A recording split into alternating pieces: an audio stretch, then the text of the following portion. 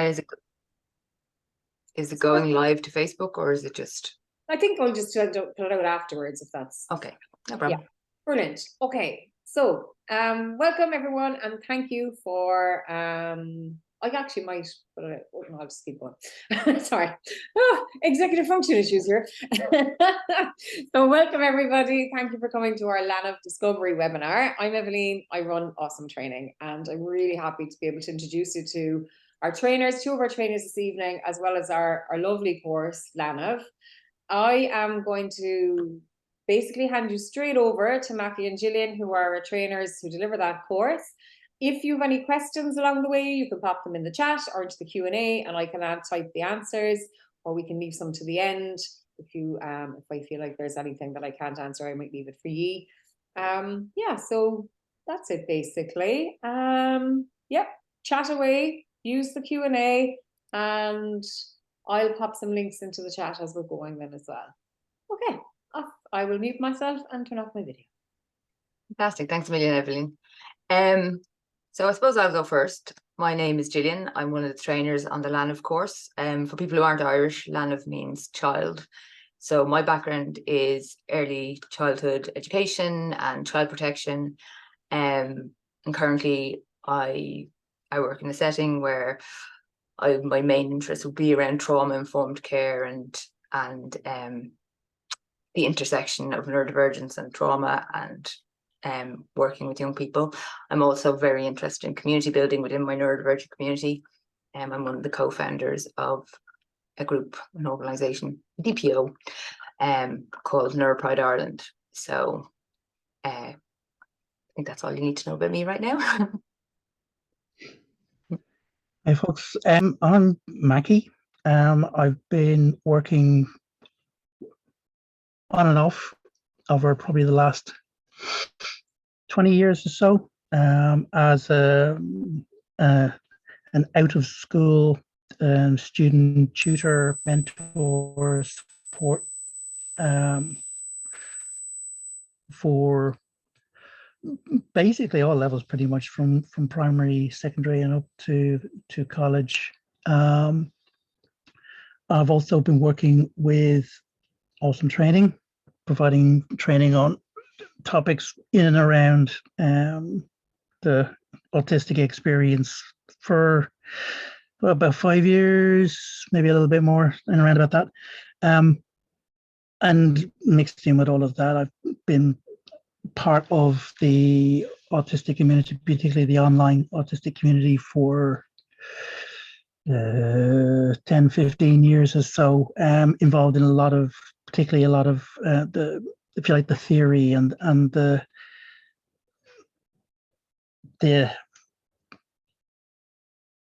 more sort of academic and kind of conceptual parts of it around that. So when you hear kind of terms and words coming out and you think, oh, what's all that all about? I was probably there when people were trying to figure that stuff out sort of 12 years ago or something. So that's pretty much where I'm coming from. I think we both have a natural inclination towards a certain approach towards training. And I think that's kind of reflected in the way we do the course, the Leanbh course. But before we start getting into that, it might be a good idea to actually explain what the Leanbh course is, who it's for, and what it looks like. So very briefly, Leanbh is aimed at basically any professional who works with autistic minors, though to be honest with you, to a large extent, a lot of what we cover could be transferred over to many other types of neurodivergence, or working with kids generally in pretty much any setting.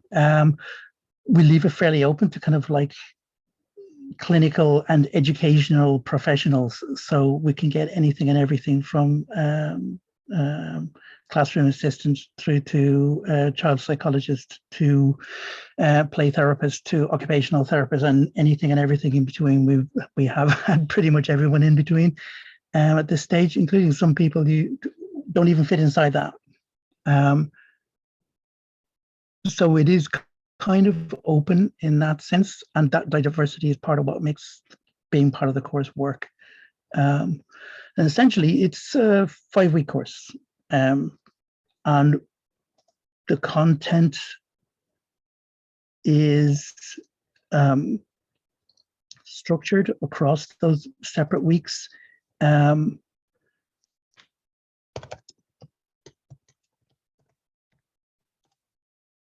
such a way as to make it step you through it, I suppose, is probably the best way to put it. So we start off by saying, okay, first theme, if you like, first day theme is, where are we and how do we get here? Really just describing where are we in terms of how people generally understand the whole business of, what it is to be autistic. So that's our first week.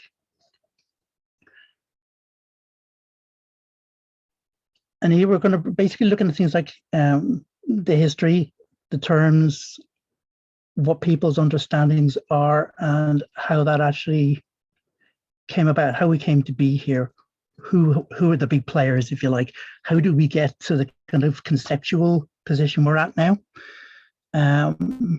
So that's going to, and how that contrasts against our own experience and so on. And so to put that in a little bit of context. But when we got on to the second and just week, to say that we also look, as you said, about looking at how did we get here and where are we. So we look at things around bias and stigma and how that impacts people's perceptions of being autistic and the autistic community, and what our experiences, the autistic community's experience are of those things and the effect that it has on autistic young people. So and specifically, as individuals, because at the end of the day, you can talk about a community, you can talk about diagnostic groups or whatever. At the end of the day, it's individuals, and everyone has their own personal experience of it, which basically leads on to week 2, which is about contrasting autistic experiences against autistic appearances, by which we mean how it looks to other people on the outside. So what's it like to actually be an autistic kid living a life in this world versus what it looks like or how it's portrayed from the outside. Doing a kind of a compare and contrast and breaking down a few myths along the way and so on. And as part of that second week, we have a section in there where we give the people who are attending a chance to sort of think about how does that reflect your own experience in a clinical setting, in a classroom setting, whatever it might be. And we also, while we're talking about autistic experiences, we would talk about experiences like our sensory experiences, our stimming, but we'll be able to give you the why, because oftentimes when things are talked about and autistic experiences are talked about, that's what's missing, that core piece of the why, the reason, without it being pathologized, without it being always portrayed in a negative way. Hopefully we'll be able to use our lived experience to explain the why of certain things. And we do look at lots of different autistic experiences, and we discuss them and we talk about the commonalities as well. I think sometimes people forget that, yes, we're all individuals. Every autistic person, we do not have, the same experience. However, there are commonalities to our experience, and that's important to kind of reflect as well when we're talking about things. Sorry, Mackie, go ahead. No, you're exactly right. And I mean, that's it though, isn't it? I mean, the funny thing is though that a lot of those commonalities actually come down to the way people respond to the way autistic people appear. So the experiences that we have very often that are in common arise from the way people respond to the way we appear to others. So people see something and say, I don't understand that. That seems confusing to me. That doesn't seem to fit. What's going on there? Why are they doing that? How that feels like when you can see somebody acting like that, puzzled, concerned, worried, feeling like they need to manage something or change something, feels a certain way. And it doesn't matter in some ways what the starter point was. As the person sort of seeing, this is how people are treating me. This is the way people are responding to me. That's a fairly universal kind of a feeling. It's disturbing, it's disconcerting, it's so many things like that. And yeah, but that's kind of where we go with the second week on that. Now, we've already kind of mentioned slightly some of the kind of the hassles and so on that autistic minors can experience. But as we go along, this becomes more of an issue, and it is quite an important part of the whole thing, which is why we get on to week 3. We're talking about experiences of harm and methods of survival. So maybe, Gillian, you want to? This is definitely much more your area of expertise. So yeah, so when we talk about experiences of harms and methods of survival, we're talking about, unfortunately, it is a very common experience. It's very highly unlikely that anybody who's working with a neurodivergent or autistic minor will not be working with trauma, anxiety, different aspects of mental health. And so we kind of break it down, and we kind of look at, well, why is this such a common experience? Autistic people aren't inherently anxious. We aren't born more anxious than other people. Why is this such a common experience? Why are so many children presenting with high levels of anxiety and high levels of co-occurring mental health conditions and stuff? And then we'll look at what coping mechanisms, what strategies do, whether they're good or bad strategies, what strategies do autistic young people employ to try and cope with their experiences of harm. And in this session, we very much look at trauma and the human experience, and how autistic people are human, and a lot of autistic what would be considered behaviors are actually trauma responses, are distressed behaviors. They're a human being in distress. And how do we help people cope with this distress? How do we help them to get to a point where they are better able to cope? And how do we reduce their experiences of harm within our settings, within our education system, within our working experience? So that basically, for week 3, that's what we're looking at. And we're looking at it as a context of the human experience, not just a solely autistic experience, because these are human experiences. And by giving you the why of certain things, it may help you change your thinking around ways of interacting and ways of, if you understand the why of somebody's behavior, it can help you reframe the way that you then try and help that person. So that's very much where we're coping, what we're talking about when we're talking about this experience of harm and methods of survival. I hope I've covered that, Mackie, if you think of anything else. Yeah, but the thing is that you did pick up on something, which is something that it goes the whole way through, really, and it hasn't been mentioned, and it is my pet phrase: all autistics are human. Which is something that's driven a lot of the, if you like, the theory, the thinking, the kind of materials we brought into constructing this course, because that's the core of it. Along the way, yes, we're talking about autistic minors the whole time, and yes, we're drawing on our own personal experiences. So yes, you're going to find out something about me, and you're going to find out something about Gillian along the way.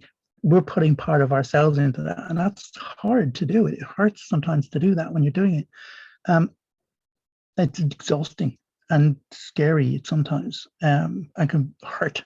There's times we've come out of these things and I just sat there just sobbing my eyes out because it just took too much out of me. But the thing is that those are things about us and the things that we've drawn from the people around us in the autistic community and the wider neurodivergent community and other minority groups that we're parts of and that we've had contact with and we've worked with. These are common things. And the reason they're common is because they are human things. That's the crucial thing about it. When you look at a thing that an autistic person does and say, that doesn't make sense. Well, it does, because it's actually a very, very typical and actually well understood human response to a certain type of experience. And the big difference is when Gillian was talking there about explaining the why. That's what we're about here. We're about saying, when somebody's doing this is why. It doesn't look obvious to you, maybe. So it might seem like it's out of place. It might seem like the wrong thing. It might seem aggressive. It might seem kind of like somebody's trying to escape and have no contact with people, or trying to take a very, very strange approach to a situation. But if you understand the why, it makes complete sense straight away, because these are perfectly normal things that humans do in response to certain types of experiences. When you put that in place, it makes so much sense. And in the case of harm, distress, trauma, exclusion, fear, anxiety, all of those kinds of things, it's only more so the case, because these are kind of like crisis experiences. And humans have got a little toolbox of ways that we respond to these things, and they're fairly straightforward and well understood. And lo and behold, when you look at things that autistic kids will do in certain circumstances, you go, oh, that makes total sense now.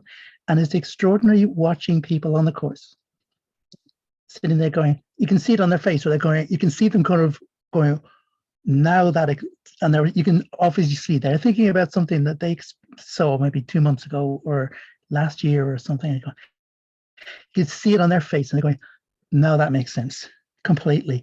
But it changes not just your understanding, it changes the way you go forward. And that's what this course is about. It's about changing the way you understand the world, autistic people, and the interaction between the two. So if you're in a classroom or you're in a therapy room or whatever it might be, that you're seeing something through different eyes now. You understand it in a different way.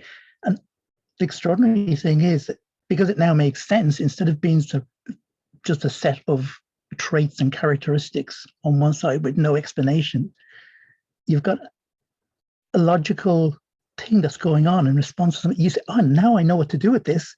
And it's amazing how much easier people have found it to actually address certain types of situations. It's just like because you they said on the understand course why. the last time we did it, Mackie. It's like you said in the course. We have this knowledge. We have this knowledge from years of dealing with anxiety and blah, blah, blah. It isn't any different. The way you approach it may be different. Your approach to that may be different. But our understanding of it isn't any different. It's just you might not recognize what you're seeing as an anxiety response or a trauma response or anything like that. But so much work has gone into, especially at the moment, there's so much new and better and good research coming out around trauma-informed care and stuff like that. Because I know it can seem really daunting and really, oh my God. But the thing is, we have this information, and it's just around how do we, as part of this course, one of the main things is working, collaborating. It's really collaborative kind of. I don't even know if training is the way that we work within this course, and Mackie referenced it, is that we are drawing on everybody's expertise, that everybody who comes to the course has a level of expertise, and by working together, we can then, this sounds a bit, but we can make really positive change for autistic minors. And that's what driving myself and Mackie, that's why we do this work, despite what Mackie said about it being hard, because it can be. And despite the fact, it is really important to me that autistic young people do not have the experience that I had as an autistic young person. And that going forward, the people who are there feel empowered to offer support and know, do you know what? I know I'm coming from the right place. I have a little bit of insider knowledge now. I have a bit of insight into what can work and what can't work. Again, everybody's an individual, but that's the whole point, is individualizing your care and individualizing your working, the way you work. I'm very aware, Mackie, that I went off on a tangent there, so I'll let you get back to it forward. If you do attend Leanbh, one of the characteristics you will notice is that we have a core of material that we need to cover, but about 20% of it is riffing, and that will be me and Gillian basically going, yeah, and getting enthusiastic about something and just exploring it, which makes every single one of the courses different. We're going to get onto that. But before we do, week 4, root causes to enduring solutions, because we're all after solutions, right? This is where we actually take the first 3 weeks of stuff and we just walk you through a couple of case studies, simple enough little scenarios, very common types of things that people experience. Say, what's actually going on here? How did this come about? What do you think is happening? Let's go and analyze this and work out what's the chain of causation behind certain things, taking into account the other stuff that we've learned and put it all together. And okay, well, this is kind of cool because now we can understand. Now we can understand why and the how. But that also gets you up to the now, but it also points you towards the next steps and finding those enduring solutions, not just a solution to a thing now. It's not just I have a hurt, here's a painkiller. It's like, well, how do we make sure that the hurt doesn't happen in the first place? That's the kind of thing we're after. And I can't tell you how much always, when you do case studies, you're always kind of like, are people going to get it? Are people going to get it? And seeing people, just particularly people who've been kind of the quiet, attentive person on a course up to this point, suddenly just come out with like so many ideas, so many observations, so many insights, and they just blossom into this kind of as an opportunity to just put it all together and take their own experience and mix it all together. The mixture and the variety of different perspectives and viewpoints and stuff that will come from a play therapist on one side, an OT on another, a psychiatrist on another side, and somebody who works in education on the other, and they all got different perspectives and they all come in together. And just seeing that mix and match, and everyone's picking up bits from everybody else and feeding off everyone else's ideas and experiences and insights and stuff. And it's just the most magical. So this sounds really, really kind of wishy-washy and stuff. So it's actually a wonderful experience, and it's really magical. And No, it is. It really, Honestly, it Mackie. really is. And people on the course, when they're doing their feedback, they're saying, this was a life-changing experience. This is the most extraordinary bit of training I've ever done. Things like this. You go like, this is really over the top stuff. But actually, that's what people are saying, you know. Well, the thing is, but the thing is, you're in there, you feel it. You can actually feel it in the room, you know. Yeah. Well, the thing is, that is, for me, that is the core difference in this training, is that, like, I obviously, for my work where for confidentiality reasons, I can't tell you where I work, but in my work, I have to attend a lot of different training. I have to do CPD training. I have to constantly upskill, but we're siloed off. Do you know what I mean? It's like, well, you're this, you're a speech and language therapist, you train with, so you train with speech and language therapists. You're an OT, you train with OTs. You, an awful lot of times, not all the time, but an awful lot of times, and generally most of the training that we do together is first aid training or something like that. But the thing is that on this course, what I love about it is the fact that we give everybody the same case studies, and the variety of ideas and expertise, and like, we learn every single time we've done this training. Like, I learn things that I can use in my professional life to go, actually, do you know what? I have a young person that I work with, and I'm actually going to try that with them. So it's coming back to that collaborative thing, that's for me, it's such a core part. Yeah, it's such a core part of the Leanbh training, is that there's no hierarchy. Do you know what I mean? It isn't hierarchical. People sit there and we just, you know, because let's be honest, we both could sit there and here's loads of research and here's all this research paper and everything, because I have to be honest with you all, myself and Mackie are huge research geeks and absolutely love this stuff and could genuinely talk about it, and constantly sending each other, oh, did you see this has come out, and blah, and all these kind of. So we keep up to date on this because we are really interested. We are aware that not everybody is as interested as we are, but the thing is that it means that what I love about it is the fact that if somebody brings something up, then we still can go, oh, actually, I read this really interesting thing. So that it's constantly evolving. Like, for example, the last time that we did this course, we ran 2 concurrently. So we had one on Saturday and one on Monday. Only a day between them. 2 different groups of different professionals. Delivering what on the surface is the exact same course. We're delivering our exact same slides, our exact same. And it was completely different because of the nature of the people that came and the questions that they asked and the topics that they were interested in. And they were 2 completely different courses in a way because of that mix of questions and theory and everything. And that's one of the things that I really enjoy about delivering this course is the fact that it's dynamic. It's a very dynamic course. And that for me is a huge part of it. Sorry, Mackie. Yeah, and the thing is that, and that is part of the way the whole thing goes. One of the most tricky things about running the 2 parallel, because they were only 2 days apart, was wanting to kind of pick up on something somebody had mentioned earlier that day or in a previous session and going, I can't remember whether, and I don't know how many times I must have said it, particularly in the last session.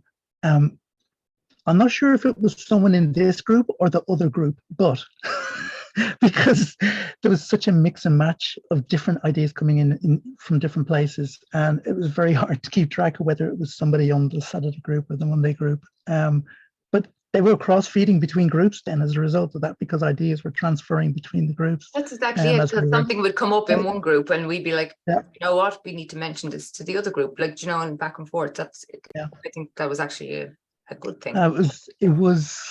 It keeps you on your toes though, and it keeps you constantly questioning your own perspectives and your own ideas and thinking about it hard. I don't know how many times, I know, Gillian, there's at least a couple of things when we did the final presentations on the last session, you were literally picked up a couple of things that I've never heard of that before. Tell me, well, where do I find out about that? I had a list of things that people were bringing up in their presentations, and I was thinking, I like that phrase. I like that idea. I need to go and check up on that, because we're learning from the people who are doing the courses.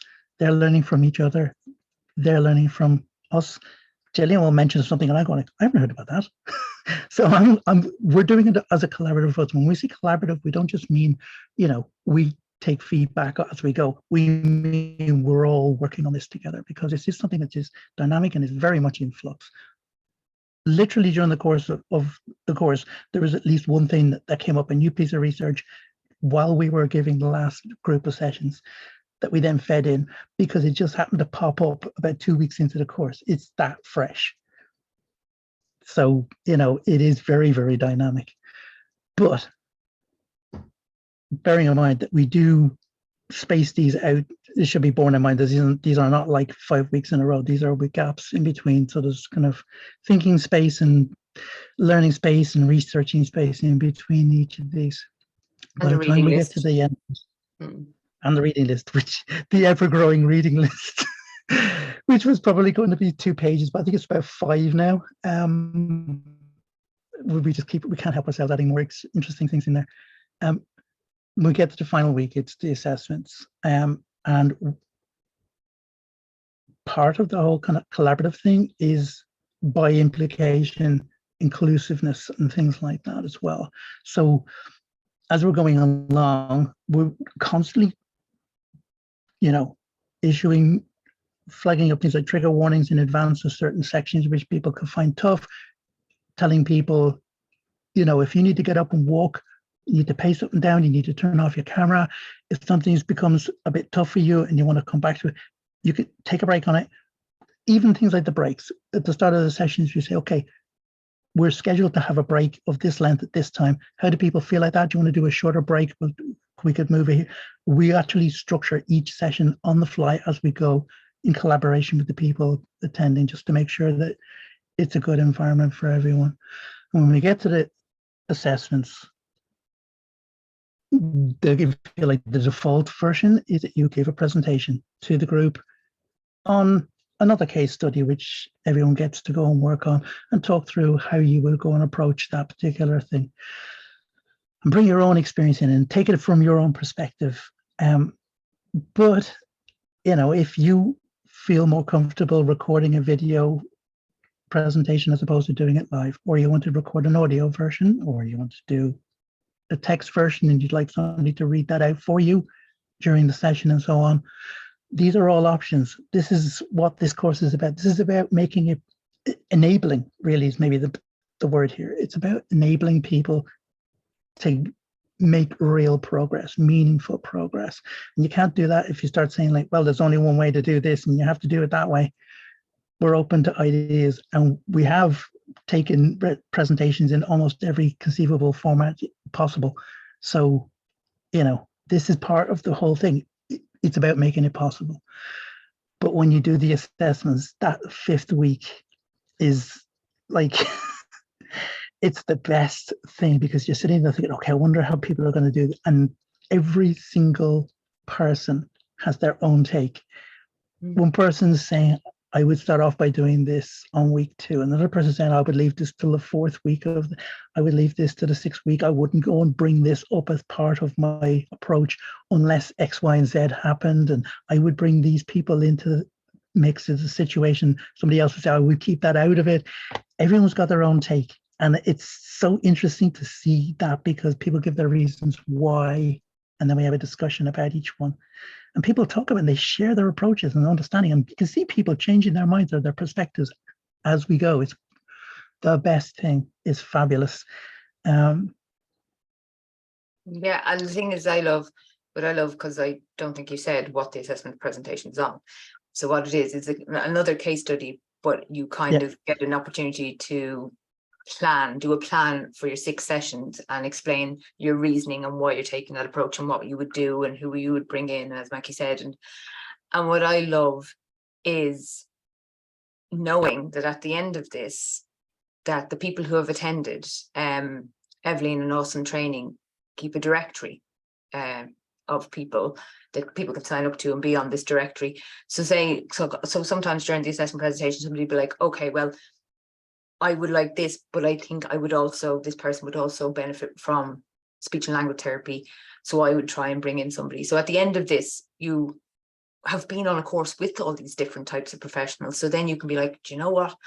Going forward in my professional capacity, if I have a client, an actual client or a young person that I'm working with, and I go, oh, do you know what? They could really do with, I don't know, art therapy or, OT or whatever it is, whatever other service that you don't provide, you now have links. You now have that community that you're like, well, they did the same training. I know they're on the same page. I'm comfortable standing over them as another professional that I can refer onto, or at least give the information about. So that's another core component of it, and I think that's across all the kind of Awesome trainings, not just the Leanbh one. But I think that's a really important thing, because you've got a chance to get to know people, and you've got to see they're literally on that assessment presentation, they're literally outlining the way that they work. So you're like, okay, I know what way this person would structure their services and their help for people. So I'm happy to refer somebody or give somebody the information about them. So I think that's a really important part of absolutely. it. As well. And also, for example, if you're dealing with a 14-year-old who's struggling with anxiety and school attendance and has got various issues going on, but you know that the parent maybe could do with some help as well. The directory also includes people from the Dawn course, which is, if you like, the kind of adult equivalent to what Leanbh does. So you say, okay, well, look, I've got a whole bunch of other professionals here who specialize in dealing with adults. I can talk to people in there, and they can either point me towards somebody, or they can actually take up on that as well, and we can work together. And it becomes this, it's just a network of interconnected people who are in the same place, coming from the same perspective, with the same set of goals and objectives.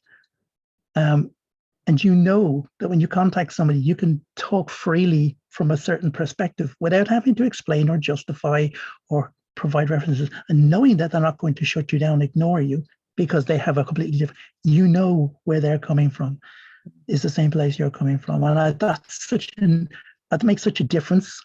And I've heard it so often. I mean, you hear individuals saying, does anyone know where I can get a so-and-so who is neurodiversity affirming or who is trauma informed as individuals, but also therapists, teachers, classroom assistants, whatever it might be. Also saying, does anyone know somebody in this area who does something? Here's your list, and that's what it's for. It's about building up this community of professionals who can work together. And they do. Yeah. You actually see the connection. You see people making those connections, and you hear about it, how they're joining up. This has only been going for a relatively short time. Already people are making use of it, and it's really wonderful to see that. And that's the thing. And like when we talked about research and how it's, informs the content and informs our trainings and our programs and stuff like that, it's important to note that Ireland, it's going to sound a bit jingoistic, I don't mean it to, but we are kind of, a lot of time, we are at the forefront of a lot of things that are changing in the autistic community in terms of research and stuff like that. And like it's an Irish group of people who have developed or are a neuro-affirmative assessment process for adults and are currently, which I literally only just found out last Friday, are currently doing for children. So you're going to get that information firsthand because they're linked in with myself and Mackie through our community links and stuff like that. So do you know what I mean? That, like, the great thing about Ireland and the worst thing about Ireland a lot of times is how we all know each other a lot of the time. But it's really great. We can harness that. We can harness that, the knowing everybody and kind of, oh yeah, I know him and I know his cousin and her, yeah, she used to work there and everything. We can use that. The autistic, like the Irish community is a small enough community in that kind of way. The Irish autistic community is very close-knit community. It's very, that's not to say that we all get along, we just live in one big happy family, but what it is that we are able to access a lot of information. So in terms of people who attend the courses and the training going, oh, look, I'm really struggling. This person, I know that they could do this and I just don't know where there's a summer camp that they can attend, or all these kind of things, or like they're really into gaming, but I don't know if there's anywhere for them and everything. We're able to go to our community and go, hey, does anybody know anywhere that does this? Do you know what I mean? And that helps as well. So it's all that working together and working collaboratively to try and make the lived experience of the young people that people are working with and supporting that much better, because that's a really important. It's not just about sitting you down, piling a load of information at you and then be like, off you go now. And it's continuing on. Once you finish the training, that's not just it. We don't just close the door and never contact us again. We don't want to know about you. It's that continuous kind of linking in and continuing to build, as you said, about the community. So yeah, we kind of become friends. We kind of become, I know, don't get carried away. There's peers, colleagues, associates. Better, yeah. You know what I mean? Like, we're all in this game together for the same reason. And just to go back to something we were saying earlier on, just get this off the screen so you can see our faces. One thing you kind of mentioned earlier on is what we get out of it. And I think that's something to take into account, because usually when it's training, you have a curriculum and you do your stuff and you cover your material and you focus on getting the key points across and getting the information out to people and making sure people's understanding is right, their comprehensions where you need it to be, and that they can do their assessment and they pass at a certain percentage and you say, there's your certificate, you're signed off now. But I did mention that sometimes some of the stuff we do is actually hard material for us because it touches directly on our own lived experiences from poke very raw parts of our own selves along the way. And that is hard, and it is draining, and it can be exhausting at times, it can be really difficult. But at the same time, the other side of it is there's so much more of the good that comes out of this. We get from this course, and it's hard to explain just how much so that's the case. How many times we've finished the session and just spent 20 minutes just enthusing about how fabulous the experience of doing that particular session has been for us as individuals, because it's like oxygen. You know, it's not that we kind of saying, oh, we did great, woo, we're so awesome, high fives and stuff. It's something more essential. It's almost like a spiritual thing, that it's like I feel like fulfilled, I feel enriched, I feel enthused, I feel validated. It's all those kinds of things bizarrely come out of just giving this training to people. And when you get the feedback from the people on the course and they're responding in the same way as well, I think it just proves what we feel, which is that everybody's getting something extraordinary out of it. Whatever it is about the course, there's something that everybody comes out of it just feeling transformed. I think is one of the words, the transformation as a person. You hear people say, this has transformed my relationship with my family. This has transformed the way I look at my whole professional practice. This has transformed my understanding of myself and things from my past. That word has been used repeatedly by people because that's what it is, a transformative journey process that we all kind of go through. Sharing that with people is just the best thing ever. Evelyn is now back on screen. Evelyn, you're going to wrap us up and tell us to stop talking. I'm going to say no, thank you so much. That's been so informative. I've made loads of notes myself. And I suppose, look, what you're saying is just very real. This is emotional work for us. We're not doing it because we have nothing else to do. You know what I mean? It is about making lives better, or making life better for our community, real change. And it is about, I suppose, working with people who really want to do that, who are really invested in making that change, and who care about us and care about our community. And I suppose are aware of the changes that are needed, you know. That's I suppose really what we're about and what Leanbh is about. And yeah, it's true, you know, it is a quite transformative experience, you know. We've had very emotional experiences on it and after it, and it's been so lovely and so vulnerable. So we've also had people who come on the course and sort of kind of said along the way, I know things aren't right. I know there's things that aren't right about the way I've been doing things. I just don't know what it is, and I don't know how to do anything about it, and I don't know where to look. But I'm starting to get my head around it now. I'm starting to see what it is that I had this intuitive sense of not quite rightness about. Yeah. That's it. It's changing the way people understand what they do. Do you know what? That experience that other people have also has a positive knock-on effect in terms of the work that we have to do outside of this, in terms of advocacy, in terms of the other things that we are all involved in outside of delivering training, in terms of when we have to go and talk to politicians and talk to different groups. It can give us that kind of boost to be like, do you know what? There are people on our side. We're not just in a bubble. We're not just screaming into the void. Basically, there are people who want to support us, who want this change to happen. And it, like for me, when we're talking about things, you know, in terms of a lot of things I get out of it, that's a really important part for me, because it can be, you know, I am involved in a good bit of advocacy, and it can be quite a lonely kind of thing, because you're kind of like, are people actually even listening? Are we making any difference? And to have people coming to the training going, yeah, I heard these words, I don't really know what they mean, but I know I want to learn more, and I want to learn more how to change what I'm doing. And I know that the training I might have got 10, 15 years ago isn't where it's at, where it's supposed to be at. But I would like to update and upskill and find a way to change the way I'm working. This isn't saying that necessarily that everything everybody's doing is completely wrong, I think, but it is like, it's ever evolving.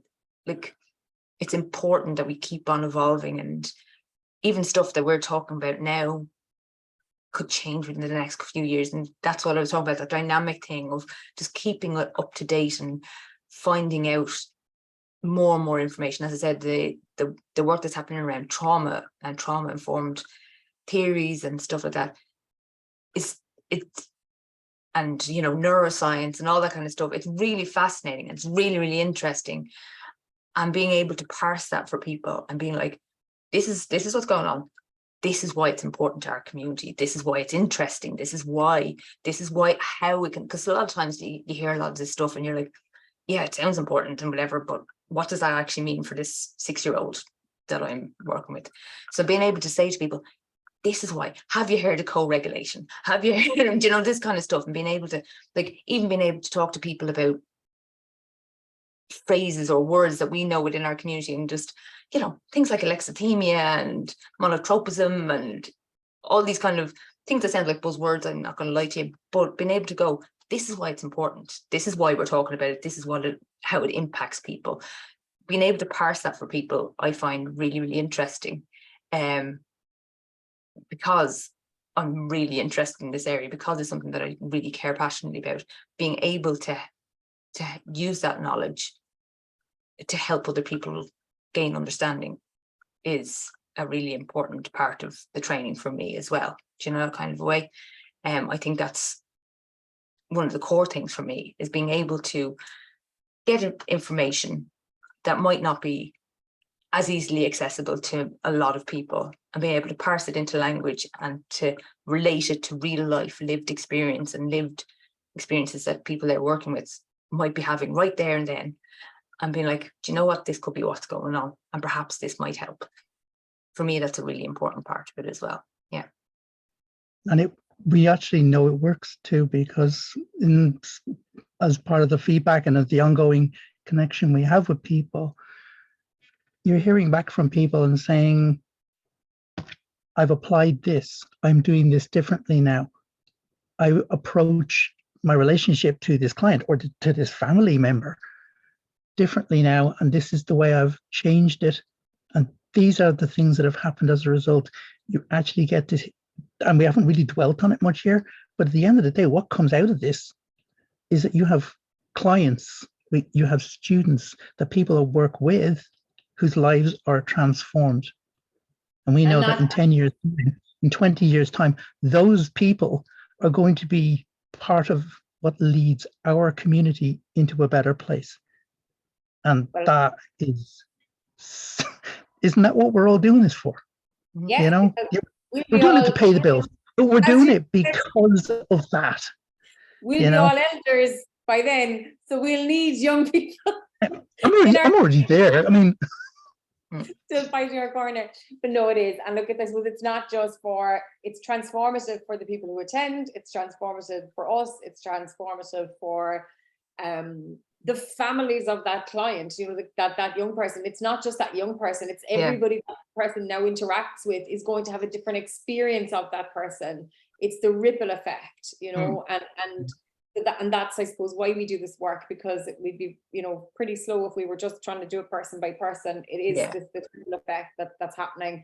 You're empowering a young person to advocate for themselves. It's just pretty wonderful, really, a wonderful thing to be part of. So I suppose on that note, I'd like to thank Mackie and Gillian for your time this evening and for that lovely presentation. It answered a ton of questions. I feel we had one question, actually.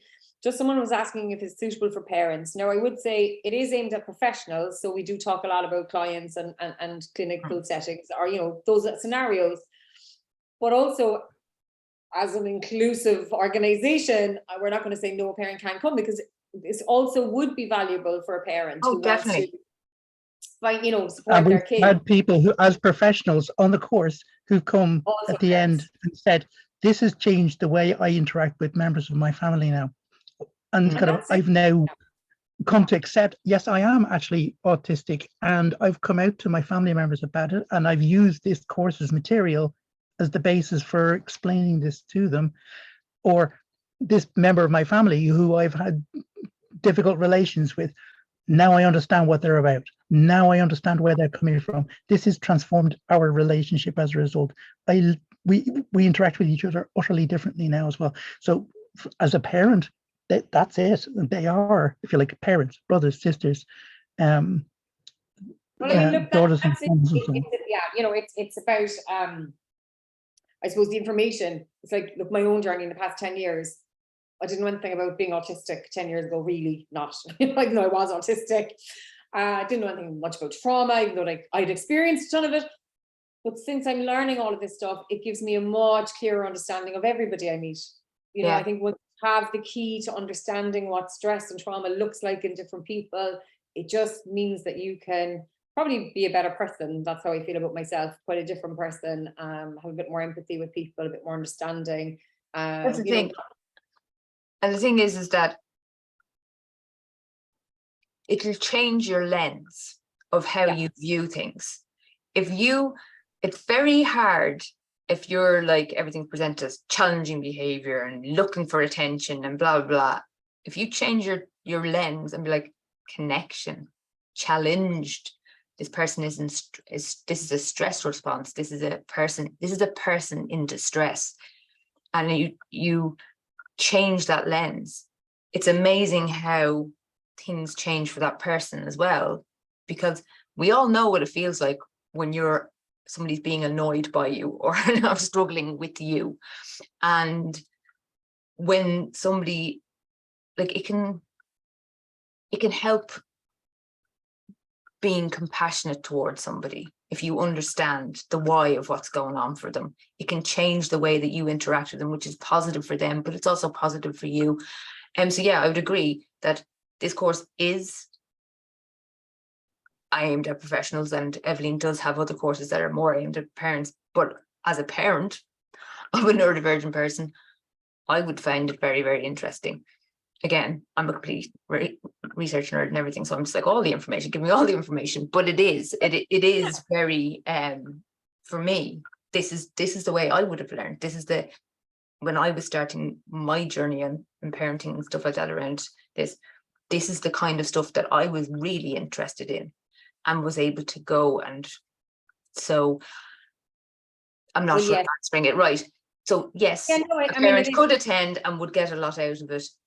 For me too. I mean, I think it's just you really, and I think this is what Leanbh does in particular, the Leanbh course, really focuses in on early childhood experiences and what happens to us early on and how that really impacts us. And that if we catch things a bit earlier, you know, kids have better outcomes. And it's really understanding that. And as a parent and as somebody who works with kids, you know, I wish I'd known this stuff before, earlier even, because now I'm constantly, you know, kind of thinking, if I do this, what's the outcome here for this scenario? Am I doing, you know, you're just checking in all the time. And I mean, that, you know, it just becomes natural as well.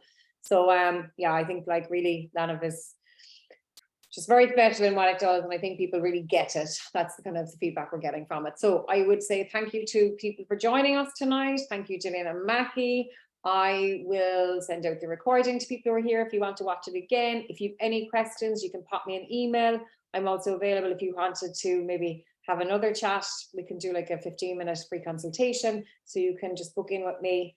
You can email me and I can send you on the details of that. And we can, yeah, you know, you can ask questions you mightn't want to ask here tonight, or you might think of something afterwards, like the rest of us. Yeah, and the thing is, if people have questions specifically for myself or Mackie, if you email Evelyn Ross in training, yeah, we'll get those questions. They'll be sent on to us and we'll be able to answer them. So brilliant. Thank you so much. Thank you, Cam. Thank you so much. Thanks everyone for joining us. Good night. Thanks everyone. very much. Bye-bye. Bye. Cheers.